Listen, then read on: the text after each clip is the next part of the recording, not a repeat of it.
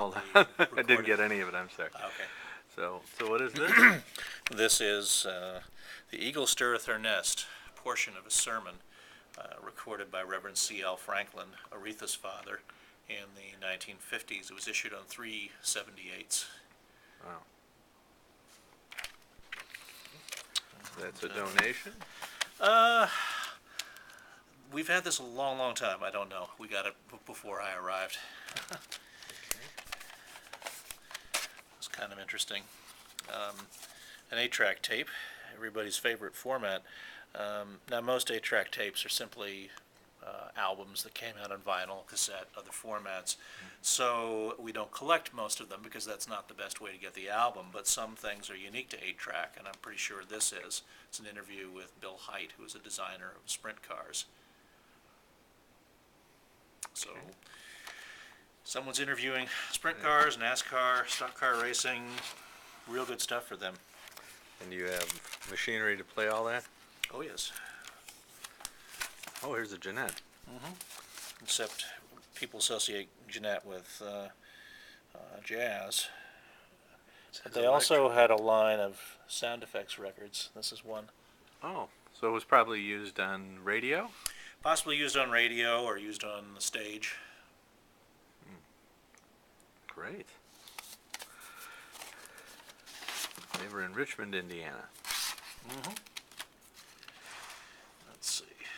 Oh, this is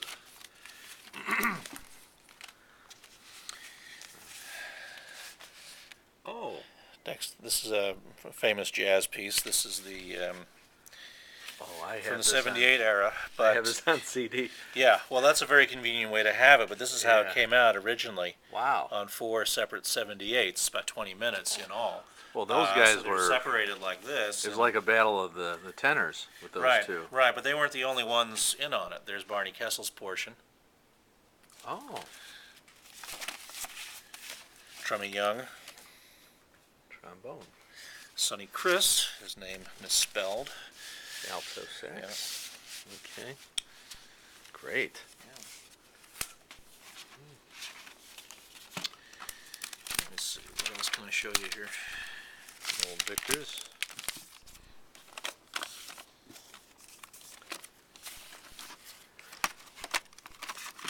Oh, well, this is Wow. the Lewis Schmeling Was that fight. at Comiskey? That was at Comiskey No, that Park? was at Yankee Stadium. Yankee Stadium. Yeah. Oh, okay. Wow. Was that the one that lasted one round? Yeah, it was the rematch. Schmeling defeated him in the first match. He's Okay. the first man ever to defeat Joe Louis. And they were rematched in 1938, and Louis defeated him in one round. So tell me a little bit about what you do at these, what your division does and what you do. I'm the curator of recorded sound. My name is Matthew Barton. The recorded sound section is part of the motion picture, broadcast, and recorded sound division here. So here, we have all of these formats and many others. It isn't just commercial recordings. Some of it's broadcasts like these. This is from the Lewis Schmeling was from the NBC collection, which consists of about 150,000 lacquer discs like this, starting in the early 30s. And you can get 15 minutes to a side on one of these 16-inchers. And that was how you archived a radio program then, if you wanted to save it. And NBC was very good about doing that. You say early 30s. There's nothing from the 20s then. Very, very little. You didn't have discs like this. You didn't have a good system to do it. There are some discs from the 20s, some recordings, not very much. Okay. All right. So what happens to this material then? Well, all of these items are, cataloged, and you find them in the databases, but they're digitized and preserved. Many of these were already copied off and preserved in the analog era to open reel tape, and it's something where eventually we'll revisit those and digitize them. For the moment, though, analog tape does have a good track record for longevity. So there's